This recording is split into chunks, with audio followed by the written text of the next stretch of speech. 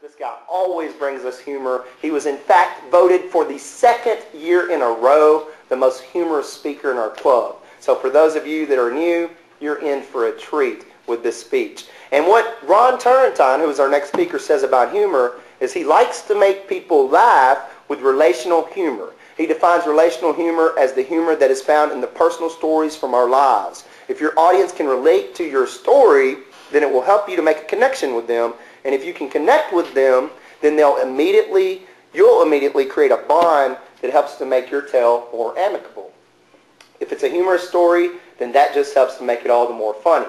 So if everyone would please welcome Ron Turrentine as he presents his speech number 5 from the Storytelling Advanced Communicator Manual. And the title of his speech is The Rise and the Fall of the 12-Year-Old Surfer. Ron Turrentine.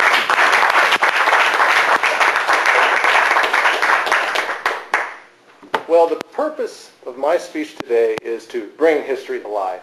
And I thought that, well, rather than tell you some old story about a major historical figure that we all know about, that I'd rather describe for you a very historical year and how a specific time in that year affected me as a young boy. Mr. Toastmaster, fellow Toastmasters and guests, that year was 1975. It was the month of August, and I was getting ready to start the 7th grade. Now, the Vietnam War had just ended back in the spring with the fall of Saigon, and Gerald Ford was now president after Nixon had resigned a year earlier.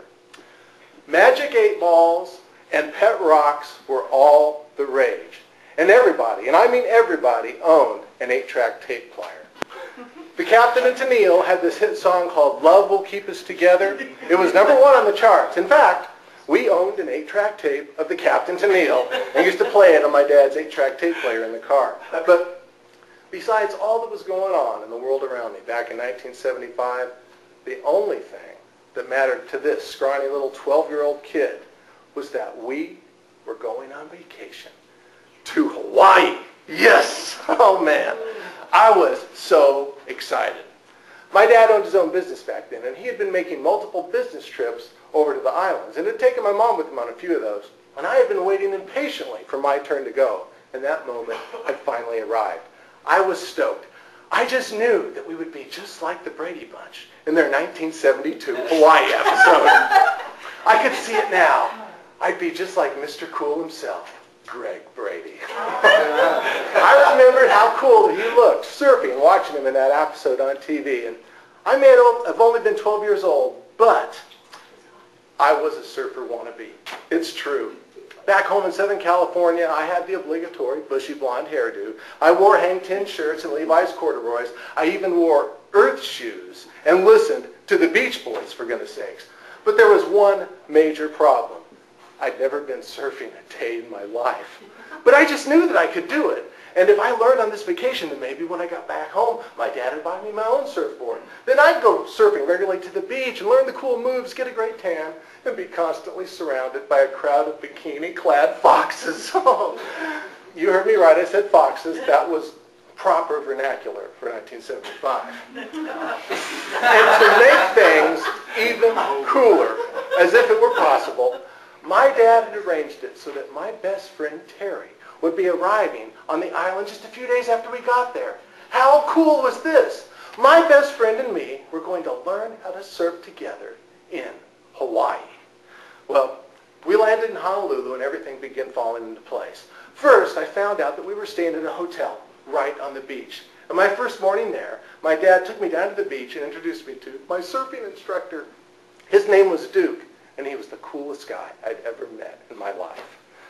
Duke was Hawaiian, and he had this awesome Hawaiian accent, and he wore this strand of puka shells around his neck. And to top it all off, Duke surfed every single day. This immediately qualified him as my new hero. Now, Duke not only taught me how to surf, but he also taught me a very cool hand gesture called shaka, which he said meant in Hawaiian, hang loose, and that all the surfers used it. Shaka. Well, my dad arranged it so that each morning all I had to do was get up out of bed, go down to the beach, find Duke, sign out a surfboard to the hotel room, and hit the waves. In my estimation, this was an excellent plan. And in no time at all, I was soloing wave after wave into the beach. And in a few days, my best friend Terry arrived. I immediately took him down to the beach, introduced him to Dooku, then taught him the shaka gesture. And in no time at all, Terry and I were surfing together out on the Pacific Ocean. We would paddle out to the breakers, surf them back in, working very hard to attract the attention of every cute girl on the beach. Shaka. Well, things were going great. And then disaster struck. My dad decided that he was going to take us to the movies. I know what you're thinking, big deal, right? I mean, the movies were always a win-win situation in our household. However, back in 1975, there was this particular film that was taking the world by storm. It was called Jaws. Now, for those of you who may have been in a coma for the last 33 or so years, Jaws was a movie about a gigantic, psychopathic, man-eating shark that's determined to devour the entire human race. And as they said back in 1975, it freaked me out tremendously.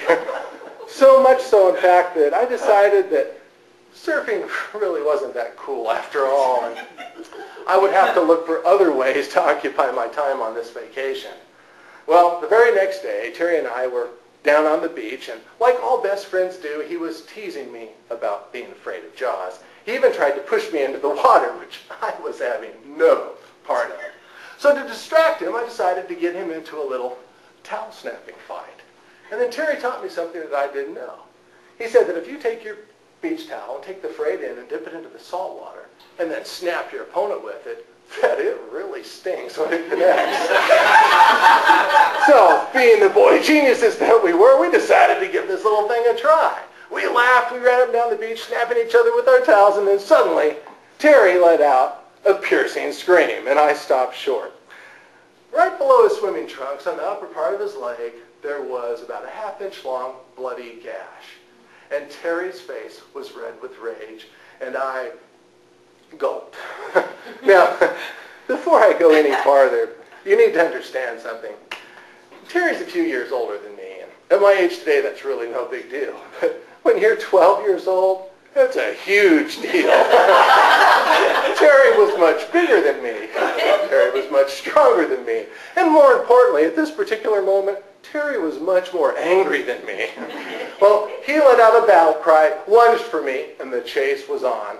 I dropped my beach towel and ran up the beach back towards the hotel with Terry hot on my heels. I ran through the pool area where running was strictly prohibited, and Terry quickly followed. I darted into the hotel and cut a path straight for the lobby. The familiar strains of "Love Will Keep Us Together" were echoing over the loudspeaker.